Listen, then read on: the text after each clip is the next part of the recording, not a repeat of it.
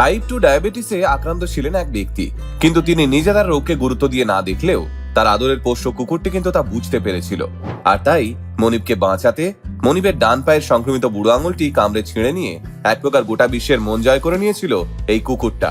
লক্ষ্য করে দেখবেন, সাধারণত সারমেয়েরা কিন্তু মানুষের তুলনায় অনেক বেশি সংবেদনশীল হয়। ওরা ওদের ভালোবাসার মানুষের সামান্য কোনো পরিবর্তন বা অচেনা কোনো গন্ধ খুব সহজেই টের পেয়ে যায়। তাই আসুন আলটিমেট মোটিভেশনের আজকের ভিডিওতে আমরা শুনে নিই কিকো ঠিক কিভাবে তার মনিবের প্রাণ বাঁচিয়েছিল। 2010 সালে যুক্তরাষ্ট্রের মিশিগান রাজ্যের রকফোর্ড শহরে ঘটেছিল এই ঘটনাটি। জেরি ডাউটেড নামের একজন ব্যক্তির জ্যাক রাসেল টেরিয়ার জাতের একটি পোষ্য কুকুর ছিল, যার নাম কিকো। জেরি কিকোকে নিজের প্রাণের থেকেও বেশি ভালোবাসতেন। কিকো বড্ড জেরির ন্যাওটা ছিল। জেরি নামের ওই ব্যক্তি আসলে দীর্ঘদিন ধরে তার পায়ের বুড়ো আঙুলে ব্যথা অনুভব করছিলেন, কিন্তু যা হয় আর কি, নিজের শারীরিক অসুবিধাগুলোকে এক ফোঁটাও গুরুত্ব দিয়ে দেখেননি তিনি। উল্টে দিনের পর দিন মদ্যপানের পরিমাণকে মারাত্মকভাবে বাড়িয়ে দিয়েছিলেন জেরি। একবার কোনো একটা অনুষ্ঠানে জেরি তার সঙ্গে স্ত্রীকে নিয়ে বেরিয়ে যান, আর সেখানে গিয়ে রীতিমতো 6-7টি বিয়ার এবং 2টো বড় মার্গারিটা পান করেন। যথারীতি অস্বাভাবিক মদ্যপানের ফলে জেরি এবং তার স্ত্রী সম্পূর্ণ মাতাল হয়ে বাড়ি ফিরে ঘুমিয়ে পড়েন।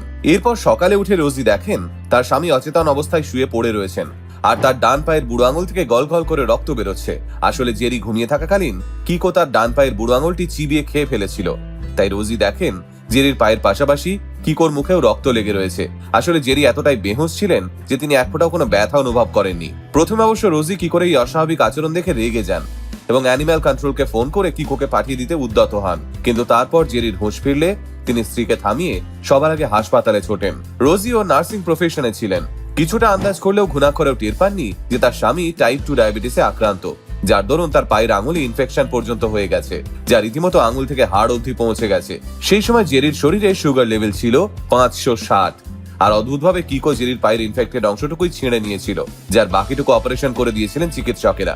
এরপর অবশ্য জেরি এবং রোজি দুজনেই বুঝতে পারেন কিকো যদি এই কাজটা না করতো তাহলে হয়তো জেরি কখনোই আর আলাদা করে চিকিৎসকের কাছে যেতেন না এবং এই ইনফেকশন জেরির সারা শরীরে ছড়িয়ে পড়তো। আর এই ঘটনার পরেই রোজি বুঝতে পারেন কিকো কেন সবসময় জেরির ডান পায়ের বুড়ো আঙুলে এসে শুঁকতো। আসলে মনিবের পায়ের আঙুলে সংক্রমণের গন্ধ অনেক আগেই টের পেয়েছিল কিকো। যদিও এরপর কিকোকেও তারা চিকিৎসা করিয়েছিলেন, কিন্তু দুর্ভাগ্যবশত এই ঘটনা ঠিক 1 বছর পর জেরি এবং কিকো দুজনেই মাত্র কয়েক মাসের মাথায় না ফেরার দেশে চলে যান। এই ঘটনার পরিপ্রেক্ষিতে একটি সমীক্ষাও হয়েছিল, যে সমীক্ষায় প্রমাণিত হয়েছে 65% মানুষের সুগার ধরা পড়লে সর্বপ্রথম তার বাড়ির পোষ্য কুকুরটি বুঝতে পারে। বিশেষত সুগার থেকে কোনো জায়গা যদি ইনফেক্টেড হয় তাহলে তা সবার আগে এই 4 পেয়েরাই টের পায়।